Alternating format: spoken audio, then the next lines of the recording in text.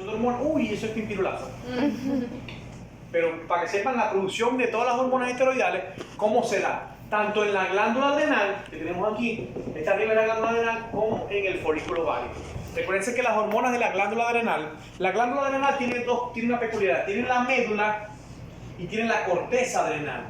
Se llaman en animales glándulas adrenales, en humanos se llaman suprarrenales, porque están arriba de los riñones, y se llaman suprarrenales. En animales no se llaman suprarrenales, a menos que el animal lo agarre y lo pare por las patas, y ahí sí está arriba de los riñones. Se llaman solamente glándulas adrenales porque están en posición estática en 4 patas y no están arriba de los riñones, sino por delante de los riñones. La glándula adrenal en su médula produce una hormona muy importante que se llama adrenalina y noradrenalina, exactamente. Las catecolaminas. Las catecolaminas. Gran Bolívar fue. ¿Cómo que te llamas vos? Jesús. Piensa rápido, pues, Jesús. Verga, te No, comas. no pensé. Se lo metí en el ojo. No me grabaron, ¿verdad? No, no salió, pero... Salió bien, güey. Ayer estaba dando de hacer un sur, le metí un susto de estudiante y grabaron esa vez. Me van a hacer un meme. Porque había una búfala, estábamos trabajando en los corrales en una parte práctica y había una búfala recién parida y andaban asustadas y yo dando la clase y de pronto y la noradrenalina, que es lo mismo decir la epinefrina y norepinefrina, es el mismo negro pero con diferente cachimbo, son las mismas hormonas, solamente que en la parte anglosajona le llaman epinefrina y norepinefrina. Ellas se producen en la médula adrenal y no necesitan la activación de ningún eje, porque la médula adrenal tiene un origen ectodérmico, igual que el sistema nervioso, y ellas se producen rápidamente en producción inmediata de hormonal.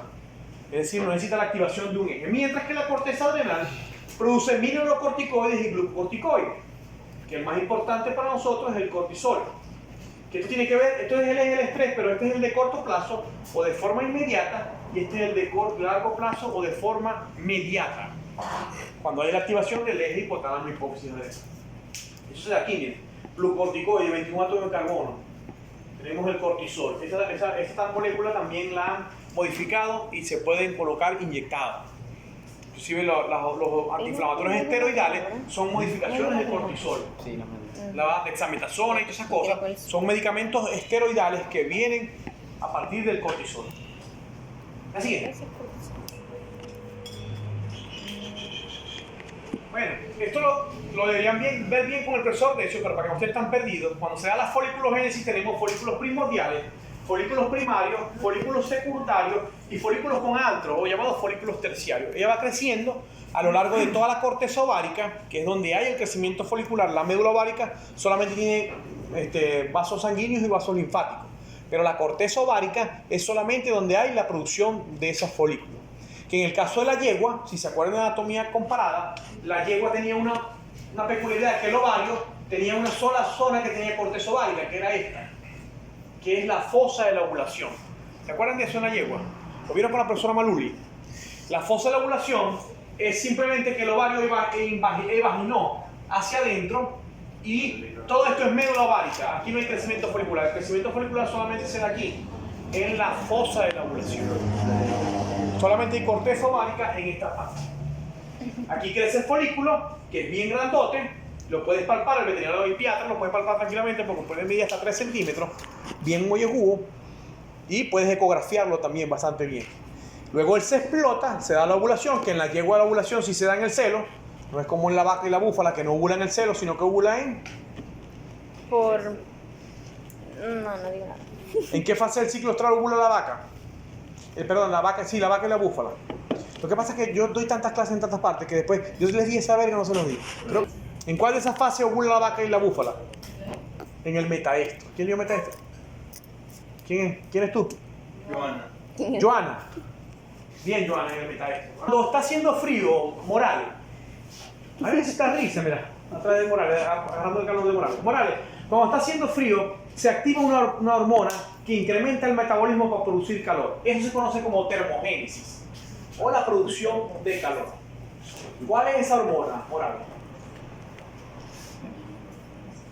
¿Cuál crees tú que una hormona que aumente el metabolismo para producir calor? Ahorita debemos tenerla alta todos.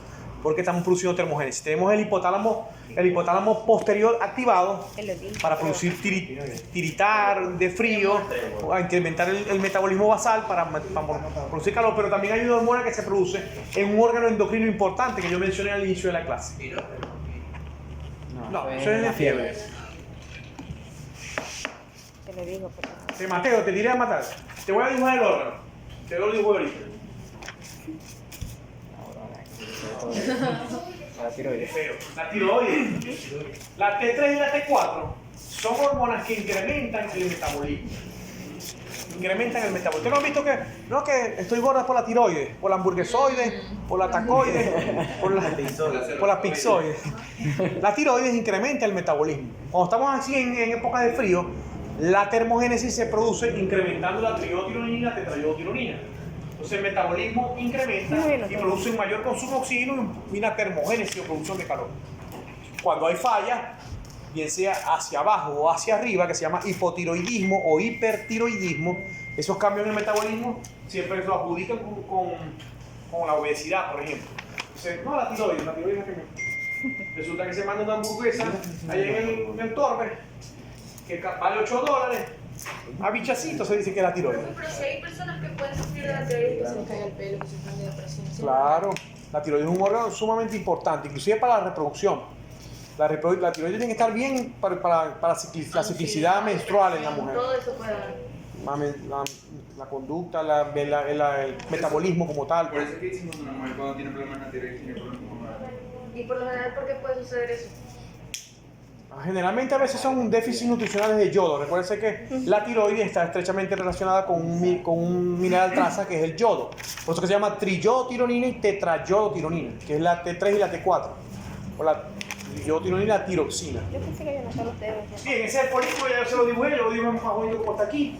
Está el cúmulo óvulo con el ovocito, la célula de glosa, la célula teca interna y la célula de teca externa. Y aquí, ¿qué hormona está principalmente? ¿Qué tengo que dibujar yo aquí? La E2, los estrógenos, principalmente el 17-23. Dame así. Dame así, esta es vean una fotico bien dibujada como de Chepina, mira, una clase donde está bien teñida con colorantes histoquímicos, donde nos muestra el licor folicular, la célula granulosa, la teca interna y la teca externa. Y ven un folículo primario, un folículo chiquitico sin nada. Y aquí está la producción de hormonas esteroidales. Este proceso se llama aromatización. Cuando la testosterona se pierde un átomo de carbono, se llama aromatización y se transforma en estradiol. Siguiente.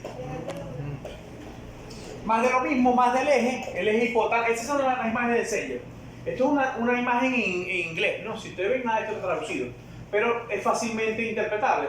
Si tienes un estímulo de E2, es un estímulo que va creciendo, que se va haciendo menor, va incrementando y se va haciendo mayor.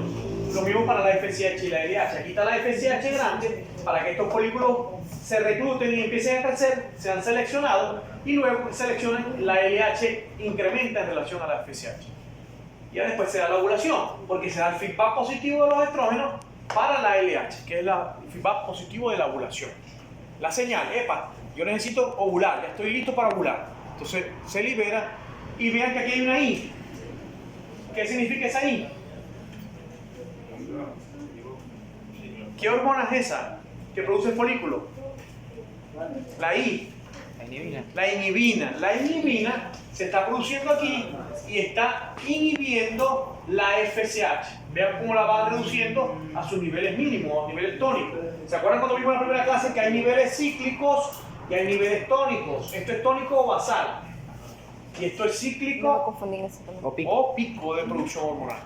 Entonces, cuando está alta la inhibina, la FSH se mantiene en niveles muy reducidos. Incrementa. ¿Y quién produce la FSH? El mismo folículo cuando está creciendo. Es un mecanismo de control para las especies monotocas.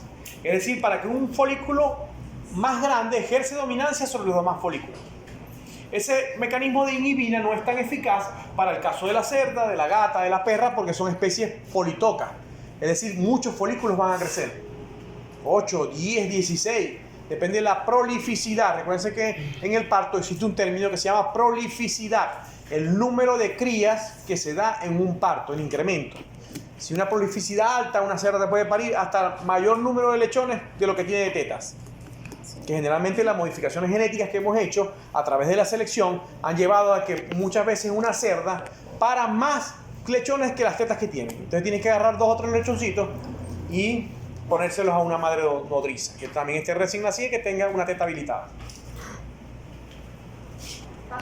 Profesor, ¿qué tipo de feedback es ese? De asa larga negativo hacia la FSH.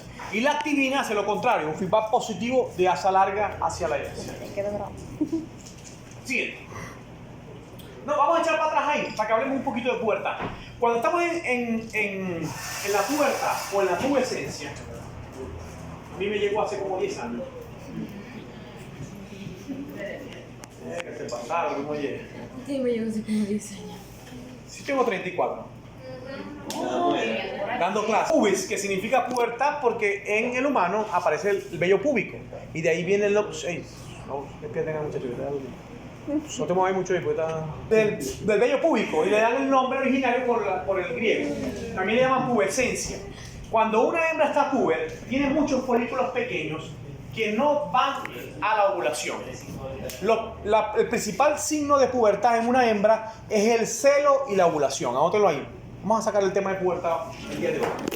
Pubertad, No, me enredo. para que una hembra se hable de pubertad, hablamos de celo y de ovulación. Cuando una niña tiene 11 años, le viene su primer ciclo menstrual, empieza a manchar. ¡Ay! La menarquía, pues el primer ciclo menstrual y ya entró en pubertad. A veces a los 9 años, a veces se ponen a llorar porque creen que es porque son unas niñas todavía, o a veces se retrasa un poquito, a los 12, 13 años. Eso es también el inicio de la pubertad en la mujer. Los animales que nosotros estudiamos en la medicina veterinaria, existe el celo, el primer celo y la ovulación. ¿Qué pasa antes de la pubertad o en la época prepuberal? Que no hay un suficiente estímulo hormonal de estos folículos para incrementar el feedback positivo de los estrógenos. ¿Por qué? Porque son muchos folículos pequeñitos. Muchos folículos pequeñitos que están en crecimiento, pero ninguno ha terminado de crecer para producir el feedback positivo de los estrógenos y generar la ovulación. Entonces, una hembra prepuber que no ha alcanzado su peso corporal no obtiene su primer celo y ovulación. ¿Qué pasa? Que ella, cuando se siente preparada, llega a la pubertad. La mayoría de las especies que nosotros estudiamos en veterinaria llegan a la pubertad con el 65% del peso corporal adulto. Es decir, ¿cómo calcular? Pasó a 10, está buscando dirección, está buscando la policlínica. En nuestra finca, ¿cuál es nuestro peso pubertad? Tú agarras 10 vacas promedio, las pesas y ese es el 100% de tu peso. Le sacas a eso el 65% y tu peso a pubertad es el 65% del peso corporal adulto. En todas las especies lo puedes hacer. O sea, tú tienes un grupo de animales, el 65% tiene que ser el peso a pubertad. Que en vacas generalmente son 320, 330, 300 kilos. En el caso de las vacas. En el caso de una oveja puede ser 30 kilos, 35 kilos. Entonces es el 65% del peso. El 65% del peso que generalmente son 320 kilos. Por eso pensé que es recomendable dejar pasar el primer celo. Sí, el primer celo se deja pasar. Buena pregunta. ¿Cuál es tu nombre? Iván. El primer celo se deja pasar siempre en casi todas las especies. No vaya a ser como los niñitos, como las niñitas de los pueblos que no ven la primera menstruación. De una vez quedan preñadas. No ven la segunda. Porque hay dos diferencias. Y llévense esto en la cabeza. Existe la pubertad y la madurez sexual. Son dos cosas distintas. La madurez sexual es distinta. ¿Cómo distinta? La madurez sexual se obtiene en el 70% del peso corporal adulto. Y es distinta, ¿por qué? Porque cuando ya una hembra ha llegado a madurez sexual, tiene los ovarios bien desarrollados, el útero bien desarrollado, el cervix bien desarrollado y ya puede albergar una gestación. Entonces, cuando el animal entra en pubertad, todavía no tiene un genital que permita albergar una gestación de manera adecuada. Y además de eso, va a haber una competencia entre los nutrientes de crecimiento con los nutrientes de la gestación. Entonces usted ve una novilla que se preñó muy tempranamente, que se saltó un toro y la preñó y se quedó chiquitica, no creció más. ¿Por qué? Porque empezó a desviar todos esos nutrientes al nuevo ser que está creciendo dentro de ella. Lo mismo las niñitas, una niñita queda preñada a los 13 años y tú la ves barrigoncita así, no crece más, porque se bloquea ya por acción de la preñez. Entonces no es lo mismo la pubertad que la madurez sexual. Una niña puede llegar a pubertad a los 11, pero su madurez sexual debe estar como a los 19, 20 años, donde ya puede albergar una gestación, ya tiene su cosa mental mejor, que puede criar a una niña, no tiene que criar ella y ayudarla a criar a ella, sino que ya puede criar un niño. Entonces es la diferencia entre pubertad y madurez sexual. En los animales pasa lo mismo. Tú dejas pasar un celo en una vaca, en una perra, por dos cosas. Primero, la glándula mamaria depende su crecimiento de los estrógenos y la progesterona. Entre más celo dejes pasar, mayor va a ser el crecimiento de esa glándula mamaria. Y si es un sistema de producción de leche, para ti es benéfico. Pero si tú estás buscando eficacia en un sistema de producción, no puedes dejar pasar mucho celo. Entonces lo que se hace es que se deja pasar el primero y tú vas pesando los animales. Cuando el animal llegue al 70% del peso vivo, que si pesó 320, aquí puede ser 335. Entonces tú pones un borderline. Todas mis vacas que tengan 335 kilos, se las voy a poner al toro. O las voy a inseminar. Las que tengan antes de eso, no lo voy a hacer. Porque tú escoges cuál es tu madurez sexual. Tú lo haces con tu sistema de producción. No es lo mismo un sistema de producción en Mara o un sistema de producción en Santa Bárbara. De pronto, o en Agronivar, que las novillas son así y el peso a pubertad era 350 kilos.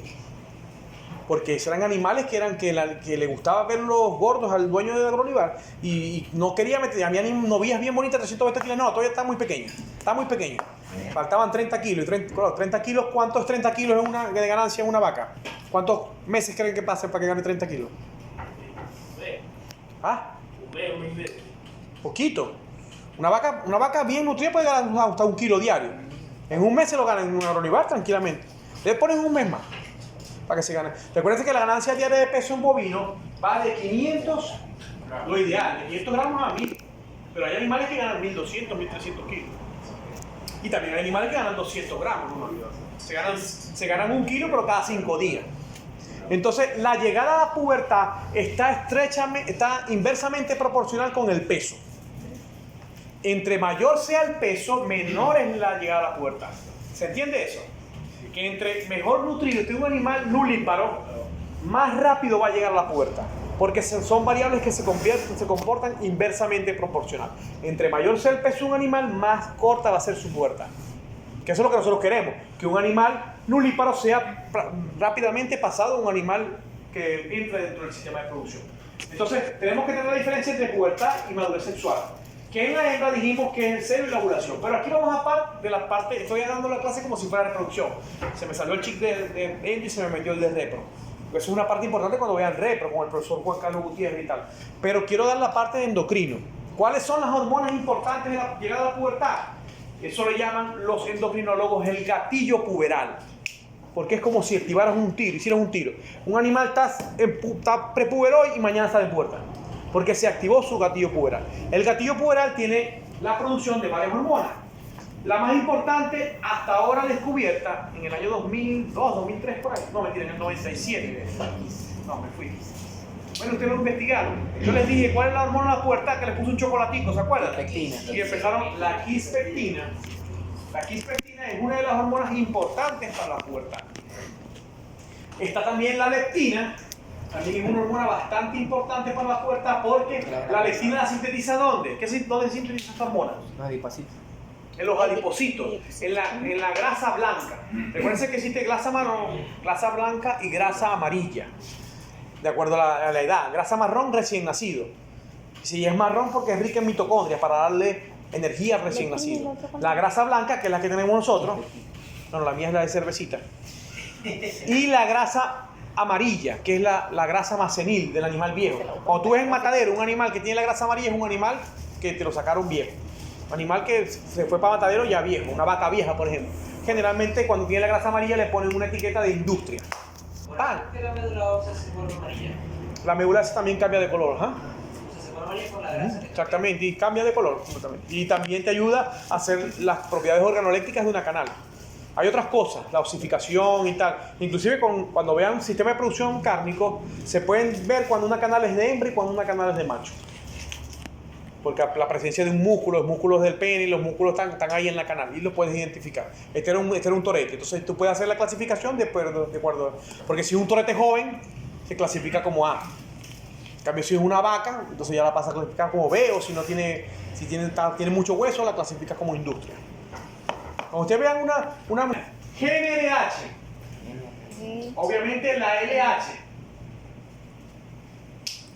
Son hormonas sumamente importantes para la pubertad, para el gatillo puberal. GRA. La GnRH, la LH, la quipectina, la leptina son importantes para la pubertad. Y LH. Si yo les pregunto cuáles de estas hormonas son importantes para el gatillo puberal, ustedes me ponen esas hormonas que están ahí. Quipectina, leptina. Esto es un neurotransmisor o una hormona neurosecretora que se produce en el hipotálamo. Y también se produce en la adenohipófisis, la quipectina. La leptina se produce en el tejido graso. Bueno, la GnRH en los núcleos paracelulares del hipotálamo y la LH se produce en la adenohipófisis. Todo eso conforma el eje para que se dé esto, para que un folículo empiece a generar un feedback negativo, perdón, un feedback positivo para la GnRH, y esta GnRH va a viajar en sangre a la adenohipófisis a estimular la LH. Y se da el primer celo con ovulación. Muchas veces en algunas especies se da el celo anovulatorio. ¿Qué es un celo anovulatorio? Bueno, que es un folículo que creció, que tuvo cierta producción de estrógeno y que mostró celo. Pero el pico de LH no fue lo suficientemente alto para causar la ovulación. Entonces, y ahí no se habla de pubertad porque no hubo ovulación. ¿Cómo un veterinario se da cuenta que una vaca ovula? El folículo te muestra el crecimiento folicular.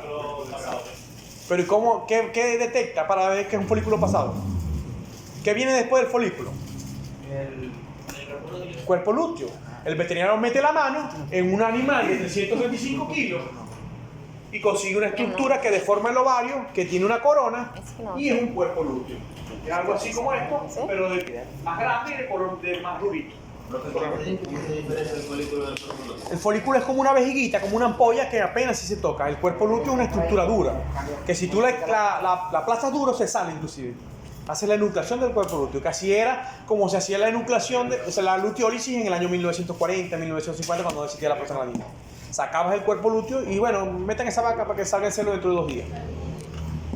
Pero hoy por hoy está contraindicado porque el cuerpo lúteo está tan ricamente irrigado que donde rompes el cuerpo lúteo ahí hay sangrado. Y donde hay sangre hay fibrina, y donde hay fibrina hay adherencia. Y se adhiere a la corteza el mesovario, el mesosalping o cualquier peritoneo, cualquier cosa que esté por ahí, y esa parte de la corteza va a quedar inhabilitada. Entonces está contraindicado hacer la enucleación del cuerpo lúteo o la luteólisis manual. Que habiendo una prostaglandina que son tan baratas que inyectas 12 C, ¿para qué vas a hacer eso de manera manual? Eso era el déjeno para los veterinarios en 1940, cuando yo estaba pequeño, yo soy en 1942. Profe, el feedback ahí es de los estrógenos a la GnRH. Se habla de feedback a la LH, pero específicamente el feedback, como lo muestra señor aquí, es para la GnRH de la LH. Recuérdense que este decapéptido simplemente mueve un levogiro, un dextrogiro, un ion. Y ese ion, que creo que es un OH, un hidroxilo, al moverlo hacia la izquierda o hacia la derecha, un levogiro y un dextrogiro, se transforma en GnRH para la LH o GnRH para la FSH. Es la misma hormona, pero para las dos hormonas. Simplemente moviendo una cosita por un lado y una cosita por otro. Los biólogos le llaman GnRH1 y GnRH2. Cuando ven, porque ellos ven reproducción en biología, pero sobre todo en los peces, se llama GnRH1 y GnRH2. Nosotros lo decimos así, le decimos GnRH, pero hay GnRH para la FSH y GnRH para la LH. Es la misma hormona para ambos dos. Pasa como la TRH, que también estimula la TSH, pero también la prolactina. Las dos hormonas. Solamente que en este momento está haciendo el feedback positivo es para la GnRH de la LH. Si fuera la progesterona, que tuviera un cuerpo lúteo, que está haciendo un feedback negativo para la GnRH de la LH. No hay un feedback negativo para la FSH. Es decir, la FSH se sigue produciendo. Por eso que ustedes pueden ver en un ovario un cuerpo lúteo muy y en el otro ovario un folículo muy. Porque la FSH que propicia el crecimiento folicular se sigue produciendo. ¿Está claro eso? La fase folicular y la fase luteal se superponen en los animales. Puede haber un tejido luteal y puede haber un folículo. Solamente que ese folículo no va a ovular. Se va a ir a la atresia. Es un folículo de primera onda. ¿Por qué no va a ovular? Porque ese cuerpo lúteo está produciendo progesterona y ya dijimos que la progesterona hace un feedback negativo para la LH. Mientras que esté un cuerpo lúteo presente, no puede haber ovulación. ¿Por qué no va a haber LH? Que es la hormona ovulatoria. Pero esos folículos se mantienen ahí, no se dañan. Se regresiona. O sea, vuelven a... Se vuelve a disminuir el tamaño y cuando hay la luteólisis, entonces hay una nueva onda de crecimiento folicular. Con la LH. O la LH. Que si tú haces un protocolo de IATF y agarras un folículo que está muy envejecido, la viabilidad embrionaria se ve afectada. O sea, si tú agarras un folículo que estaba ya demasiado grandote y se hizo la luteólisis, entonces ese folículo puede ovular y puede inseminar y preñar. Pero la detectas preñada y la vuelves a repasar dentro de 3 meses y hubo una pérdida embrional. Porque el folículo lo agarraste como envejecido y obviamente no hubo la excelente viabilidad que esperaba. Por eso que se trata de jugar con los tiempos para agarrar los folículos más jóvenes.